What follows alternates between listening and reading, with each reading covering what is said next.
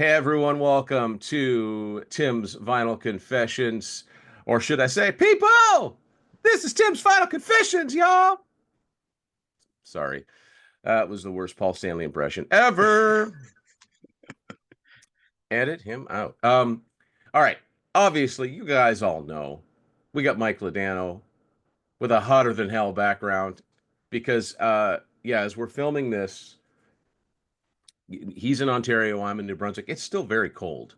Yeah. It's the temperatures are staying cold. I think it's rained all week.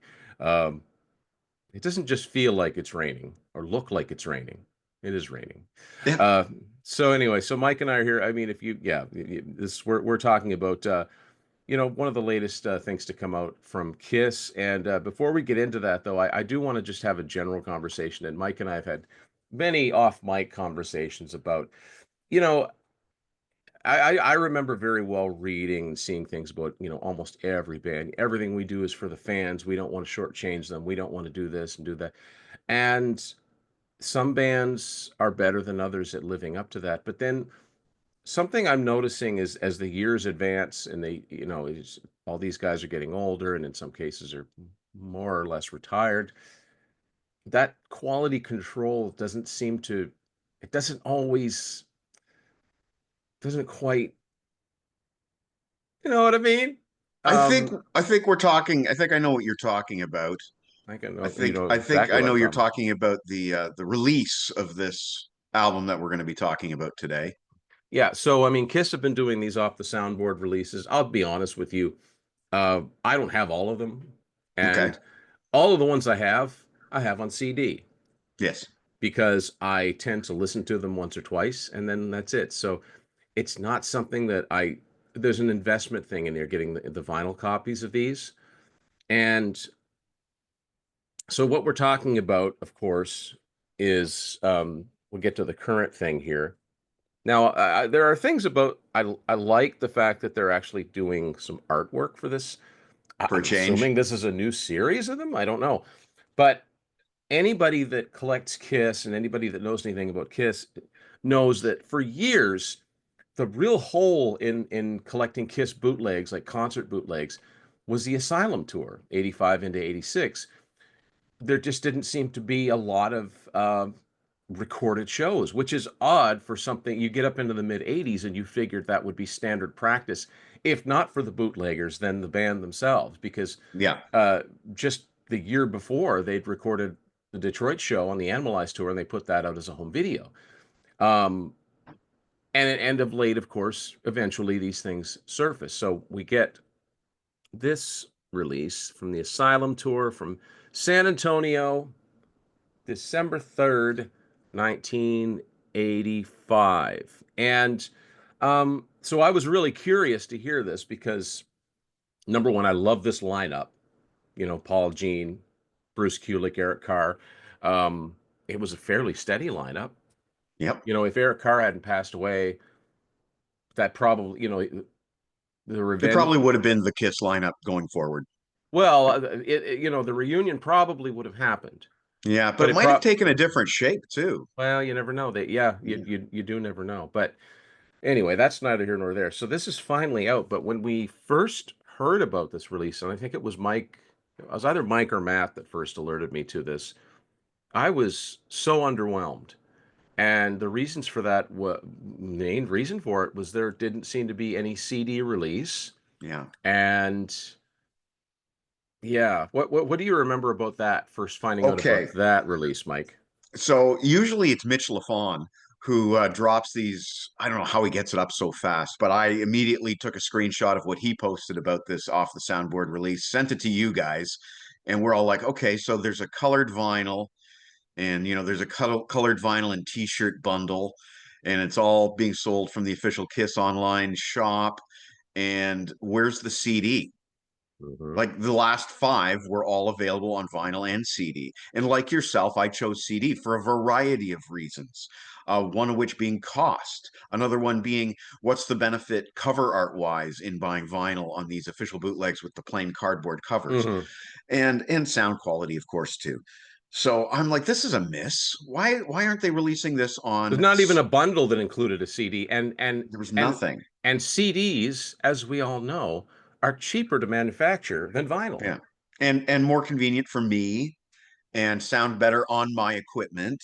Yeah. Um, I reached out to someone that I know who I can't really talk about, but someone that I know who is involved with this kind of release. And he told me flat out there is no CD coming. He said, no CD. It's just vinyl only. And I said, okay, that sucks. And then I don't know, I can't remember.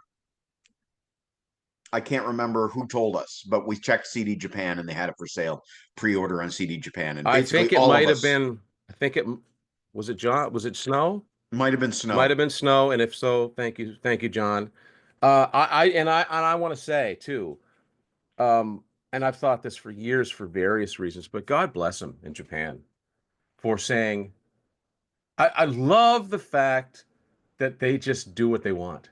Yes. Like And they in have been able to do that for a while. Like they did that Chikara yeah, compilation in they the put late out a 80s. compilation all on their own, which inspired smashes, thrashes, and hits, um, all the way back to when Lick It Up came out, and they put that full album size Obi strip of the band in makeup.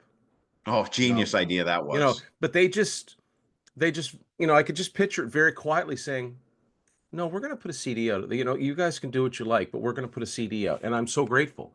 I wanted to hear this. I wanted to Yeah. hear this, but I just wasn't going to make any of those big purchases. And by the way, I do also want to say I have never, nor will I ever order anything from Kiss Online because I've heard too many horror stories. Yeah. Way too many horror stories. I'll find a way. And CD Japan came through. I also ordered the last John Anderson live album because I couldn't find it at the time looking on Amazon. And if there's record stores around here aren't going to carry that. And and also as is custom with Japan, they throw in extra stuff. Now this is Right. weird because Mike did not get this sticker. I know I why don't. though. Oh, you I do know know why. why? Oh, Yeah, you know why, Tim? It's because there's a little button that you can click saying do not include any bonus posters or whatever. And I was like, oh, yeah, I don't want them to include a bonus poster and then I have to pay the shipping on that. So I clicked no to the freebies. You guys all didn't and got free stickers. I And don't even I, remember seeing that. So ignorance is bliss. yeah, But I'll tell you, it's been a good long time since I ordered anything with the hallowed Obi strip. right. Oh, Yeah, we do love the Obi strips. yeah. And if you've never ordered anything from Japan, this is information in Japanese so that the retailers and fans over there um, know what it is. Yeah, just basically they could read the album title, the song titles on the back, all that stuff. And this is nice. And this is the kind of stuff that Kiss would just typically do. Yeah, Got a nice poster. It's not yeah. huge. You could get a It's cool. nice, six-panel poster of the band, and it does highlight the fact I believe that the Asylum tour featured the biggest Kiss logo that they ever used on one of their tours, or at least up to that point. Yeah, So, I believe this logo reappeared on Crazy Nights, but there it is right there. so You can see how huge it was. yeah. So there's all kinds of jokes here somewhere, but anyway, so here's the booklet, and yeah, the CD itself. And I was just so glad it was worth paying the extra for. All I wanted was the CD, you Right. know, and I just don't understand, because among other things, like I said, it costs less to do a CD to burn a bunch of CDs, and a bunch of smaller cardboard covers. I don't understand why they couldn't have just made that an option, and who knows, they may yet, but there just seems to be an element of I hate to say quality control, but I'm going to say it. That's not there. That's nobody's It's nobody's minding the ship, it seems like. yeah, nobody's paying attention, nobody's listening to the fans, nobody cares. Nobody understands that there are people out there like yourself and me who primarily buy this format. And for myself, I already had the previous five all on CD. I didn't really want to buy the sixth one on vinyl. I hadn't bought it. I think at the time if you didn't pull the trigger quickly, the only thing that was left was the CD T-shirt bundle, which was $100. You add in shipping, you add in exchange and potential customs, and you're looking at 150 to $200 for an album. And while I have spent equivalent amounts of money on less music in the past, CD Japan made it quite easy to Well, just, see, here's the thing. It's I like, yes, I mean, goodness knows I've spent more money than that on 8 tracks, yeah, but that's my choice. I like having the choices of like I don't people be like, I'll never wear the shirt. Why do I don't want a shirt. I just I want wouldn't wear it. it's just that Yeah, it's like anyway, I think people get the point. And CD Japan is uber reliable. yeah, Didn't take that long once it was released, and yeah, I'm so grateful that they did this because it's almost like because I because this was the Asylum tour, I was curious to hear what some of these songs sounded like in a live setting, and I was like, well, I kind of want to hear this, but what are we, and then to the rescue, here they come, right? yeah, yeah. And So. minor, And then I just love the fact that they just said, no, we're yeah, we're gonna put the CD, and obviously somewhere way back in time, a deal was made that gave them that leverage, that autonomy to be able to do that yeah. because now the KISS organization is just going to say no to everything. And if I may say so, the T-shirts that they bundled them with were not good. That's a whole other gripe, but Yeah, it wasn't a good bundle. I just give me the thing. Don't anyway. We can gripe and gripe and gripe about how Kiss do yeah, things. I think to sort of put a point on it, when they started doing these off the soundboards and they did the Destroyer box set and they did the Creatures box set, I think a lot of fans like you and I were like, yeah, this is good. This is the kind of yep, thing that we want Kiss to do as they wind down their career. Give us all this great unreleased stuff in a solid physical format. And then all of a sudden, oh no, we're not doing that yeah. anymore. It's weird, and I've gone through this period. I went through this period in the mid to first decade of the 2000s, the aughts, I guess they call it, where I was kind of done with, not done with being a fan of Kiss, but I just everything they were coming out with was just cheap It and was no thought put in. It was compilations. it was compilations, but it was really cheaply made merch, like somebody made it at home. Yeah, And what got me back was when the Kissology started to come out. I'm like, okay, right. this is more like it, and it stayed like that for a while. And as far as comps go, as we're filming this, it recently celebrated an anniversary. But the Kiss 40 that came out, I still think that's a really good compilation. I like the packaging on that. Like Yeah. that's it's quality product, right? So that leaves us with and by the way, we're doing all this talking. We're talking about not a bootleg show, but it's off the soundboard. It's warts and all, and maybe it's about time we started to talk about this. But this was Yeah. recorded at the Hemisphere Arena, which I'd never heard of, San Antonio, Texas, December 3rd, 1985. No, Also, Tim, you said it wrong. You said it wrong. It's San Antonio. well, that's another thing that confused me as a Canadian. I'm like, well, wait a minute, is that two different places? It turns out San Antonio is just a nickname for San Antonio. Right, right.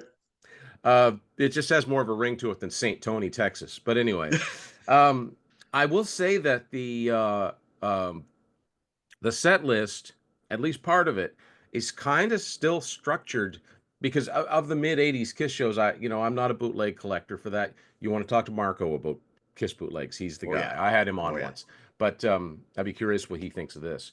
He's probably had it for years.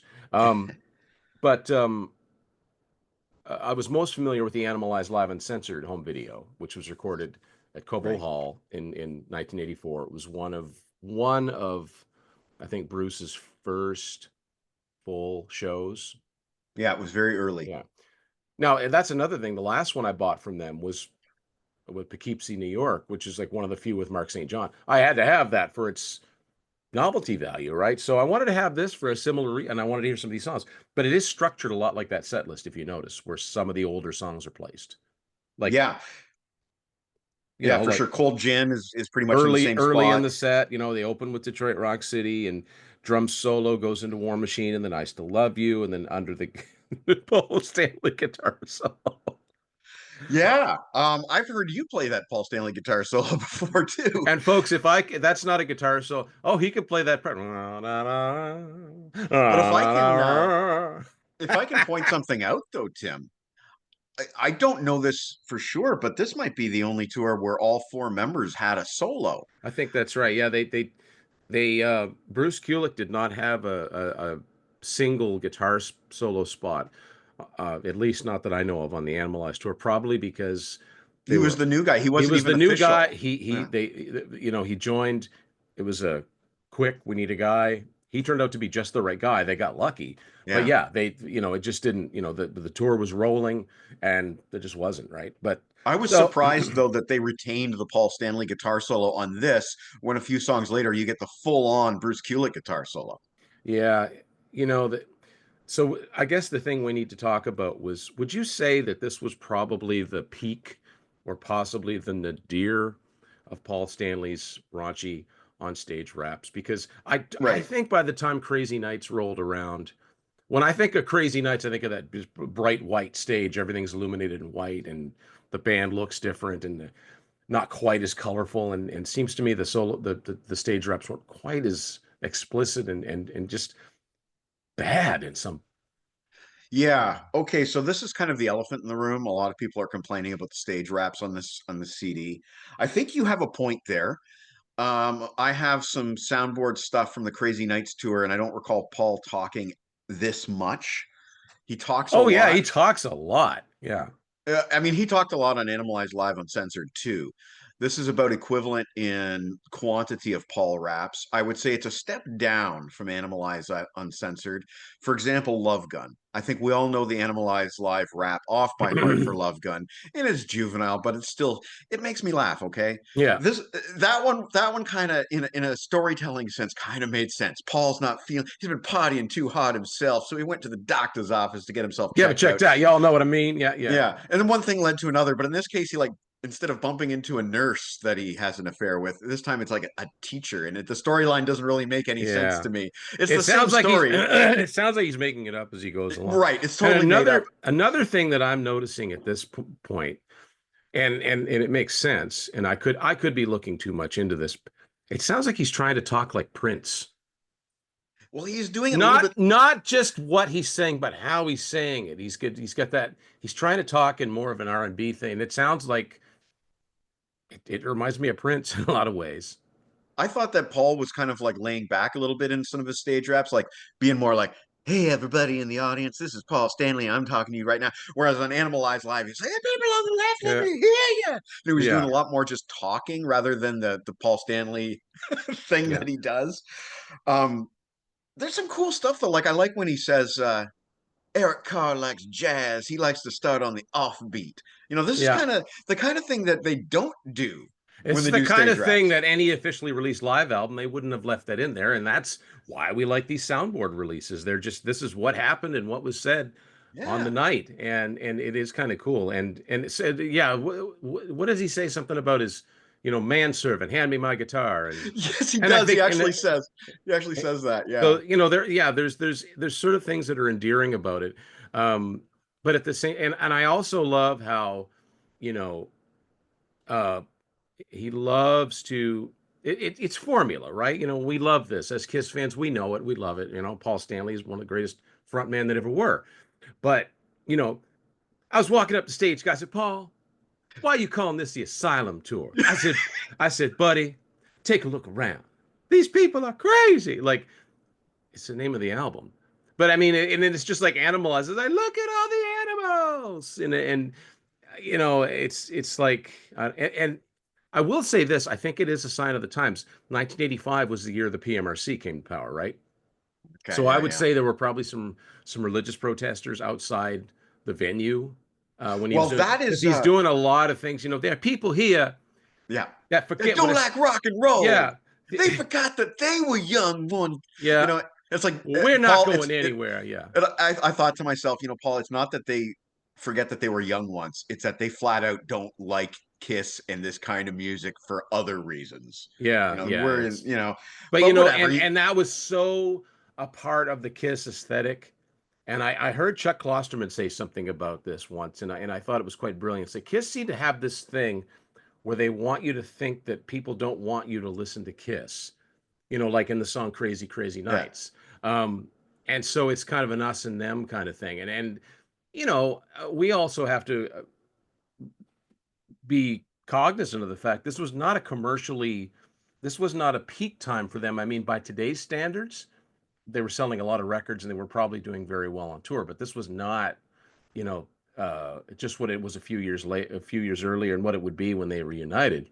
Yeah. And But also this album and tour, they were a bit of a step down commercially from yep, Animalize, which was sort of a, although not yeah, not a 70s high peak, it was definitely an 80s high it was peak. a platinum record, and Yeah. Heaven's on Fire was a fairly well-known song. Unfortunately, they didn't have a song that translated like that. Like Lick It Up and Heaven's on Fire were both, they were sort of reintroducing Kiss. They ended up on a lot of comps. We know this. And this album really didn't have that, although a good friend of ours disagrees, but I think one of my favorite Kiss songs was the lead-off single of this album.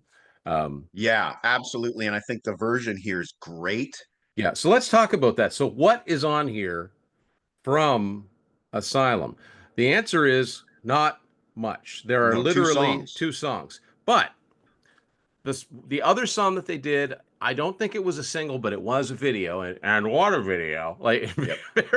it's so ridiculously over the top. It's the But one that Much Music wouldn't play at the time. I remember seeing it Or on Much Music. played an edited version. It's a Very, different version from the yeah, Kiss. Yeah. yeah. But and it's a song that was the way that it was recorded with the way that Kiss would do their songs in the 80s, which a lot of bands did way too fast. Yeah. I thought All Night would be a complete and total train wreck. And I actually like the version Me that's on too. here. I thought, wow, that came off way better than I would have thought. And I would have loved to have heard. I mean, Asylum is okay. It's not one of my. I like Asylum. Asylum's an album I want to like more than I do. But a song like I would have, okay, well, if they could do All Night, because that's kind of it's got a tricky rhythm to it. It's kind of Yeah. on, yeah, dun, dun, dun, dun, da, da, da, dun, dun, da, da, da, and da, da, da, like it's kind of, it's not a standard, I don't know. It would be a hard song. There's a reason you never see bar bands doing songs like that. Uh, Who Wants to Be Lonely? A great song. Was a video. I would have liked to have heard that. You'd think they would have at least done that one too, because they were all videos. Now, I Uh, haven't looked at the set list for this tour and what songs drifted in and out of the set, but Who Wants to Be Lonely strikes me as a song that might have been very challenging vocally live because of that. yeah. Whoa. Well, You you got to you nail that. you would have heard you would have heard poor Bruce. Whoa, and on the background vocals, right? But King of the Mountain, that I might have been think King fun of the to hear. Mountain they did play Yeah. on some dates on this tour. I Yeah, would have not a loved to lot have of heard it. representation of the album that they're touring, which that became commonplace, unfortunately. But at the time, it's like, boy, you really think they'd be plugging that new album? Like, I don't know why they at this point, even though I like the song, I don't know why they're still doing Fits Like a Glove Right. and Under the Gun. To me, those would have been perfect choices to drop Yeah. and Agreed. put new songs in. I do know that on at least some of these shows that in the middle of Lick It Up, they did part of Won't Get Fooled Again. That's right. Yeah. So in some cases, I think they did all of it or most of it, but maybe, because, Pete Townsend and they're so cranky, maybe they just didn't want to mess around with copyright. I don't know. Yeah, But I'm not sure.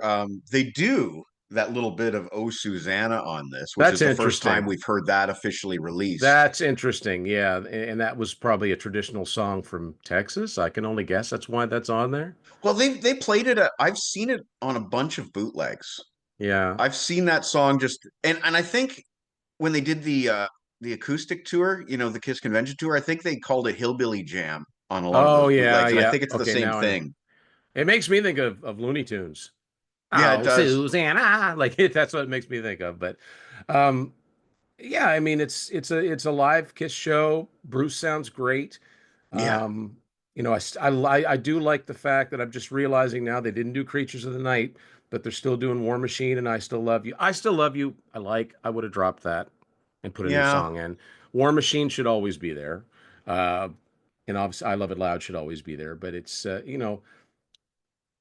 I would say that it's a it's a snapshot, right? Like it's not meant to be. This was not released to be. This was not meant to be released. Right. But here it is, and like we said, it's a moment, it's a time in Kiss's history where I, this could be the first officially released thing from the Asylum tour that we know of. There's never even been, in my knowledge, like live songs pop up as B-sides or on comps or anything. I No, could be wrong. Kiss B-sides are almost exclusively album tracks. And it's sad to say, in the '80s, almost exclusively Gene songs. Yeah, actually, that's kind of a funny joke is that in the 80s, this Asylum era, you'd get three Paul Stanley singles in a row, and inevitably every single one would have a Gene song on the flip side. And it really looked like here's the main guy and Yeah. here's the side guy. Well, and I've said this before, when I got into Kiss, it wasn't until '93. I thought that in that whole period between like Creatures of the Night and Revenge, Gene didn't sing at all. That Yeah, was what I thought yeah. because everything I'd seen was Paul And I singing. think Gene himself said at the time that he felt like I feel like the perception is that I'm the bass player of Kiss, and that's all I am, just the bass player of Well, in Kiss. his head, he didn't have his whole head in Yeah, the game, right? His heart, he thought he would, the acting thing. We're getting off on all kinds of tangents, but folks, all um, relevant to this I'm era, I'm though. going to say, yeah, very much. I'm going to say if this interests you, then I'm going to say, as far as now, if you just want the CD, go to CD Japan, and you'll get it with all the little tchotchkes, Yeah. the little cool things, and and again, we don't want, we probably sound like a couple of cranky old Kiss fans, and maybe we are, but we are Kiss fans, and I want to get whatever new product that comes out that. I mean, this is not another comp. These are versions of these songs that I'm not familiar with. So I Mhm. want to support it, but and if you just want the vinyl, great. I know, friends of ours have done that. That's great. Everybody does do what they want, but Especially um, if you already have the previous five or some of the previous five on vinyl. But for me and you, that wasn't the case at all. no, no, don't have any of those on vinyl. And not that I wouldn't, but it's just never, there are other things that are on my radar, Right. costing the same or less. So, but it's a worthwhile listen. Like I would never want to start a new fan off with any of these. No, no. You need to Um, hear the studio songs and how they're supposed to go. but it Then you does get into the live stuff. it does kind of strike me though as there's a what if situation here, which is what if Kiss did actually do an Alive 3 in the Exactly. 80s? And this would have been a viable tour to do an Alive 3 from. It's got a decent set list, a lot of stuff that was new to the set compared to Alive 2. Yep. And it sounds great to my Yep. ears. Not all the soundboard discs do sound this good. And Right. that's nice because this is obviously a very rare, like as you said, this first time that we've gotten anything from the Asylum tour. And now, fortunately, thanks to this bootleg, we know why it was called the Asylum tour. Because look at all those people out there. Yeah. Silly me. I thought it was, they're even using the font from the Yeah. Asylum album. But, and that's the other thing. I never thought about this, Mike, but if they did do an Alive 3 from this tour, they could have put that out in 1986 because 1986 is the only year of the 1980s that there's not something by Kiss. Okay. Help me out with my memory. What about Kiss Exposed? That's '87. But I Okay. mean, there's not an album per se. Okay. You know what I Okay. mean? I So always considered that sort of a stopgap, but for some reason in my mind, I thought it was 86. I think it was '87. I think it came out around the No, same you're time right. as It's Crazy 87. Nights, but I could be wrong. I think you're right. I think it is Uh, 87. But yeah, you're right. It did feel like Kiss is on pause for a little while there because we were used to getting an album a year up yeah. until 85. That was the last time. Yeah, I mean, it's pretty crazy when you think about it. From starting in '74 through 1985, there was at least one album a year. 1974, two albums. Yeah. 1976, two albums. I mean, 1978, depending on how you want to look at it, four albums Yeah. and a Plus double compilation. platinum. Yeah, so I mean, they were prolific. I mean, not everything they touched turned to gold, but anyway. So this is off the soundboard, San Antonio, Texas. San Antonio. This December 3rd, 1985. Uh, get it if you want to get it. That's all I'm going to say. And Mike, thanks for doing this. I knew I wanted to do this one with you because we have such similar viewpoints on all of this stuff. And again, folks, we're Kiss fans. We're fans of this band, and it's just we're just not made of money. And would I like to have all that stuff on vinyl? Yeah, I'd like to have all that stuff on vinyl. But what are you gonna do? I I'm 100% with you on that. I'm really happy that we have this on CD. You mentioned earlier maybe this is the start of a new series. That's cool with me. When Pearl Jam dropped their official bootlegs, they're kind of the pioneers of the official I bootlegs. think so. Yeah. Well, Yeah, you know what? Maybe Grateful Dead. Grateful Dead, Might be sure, yeah. Grateful Dead before them. Yeah. But But as far as like actual going out into a store and buying it at yeah, retail, Pearl Jam dropped like 30 in one day. And yeah, then future batches had different cover designs. So yeah, if Kiss are doing that, I'm cool with it. Bring on more. Bring yeah. on another one. Absolutely. Absolutely. Yeah. All right, so folks, make sure and subscribe, and make sure and subscribe to Grab a Stack of Rock to see what Mike's up to. I want to thank everybody. I'm curious to hear your feedback. Do you agree? Do you disagree with us? Are we off base? Let us know. And I want to thank everybody for watching this edition of Tim's Vinyl Confessions. Go listen to some Kiss.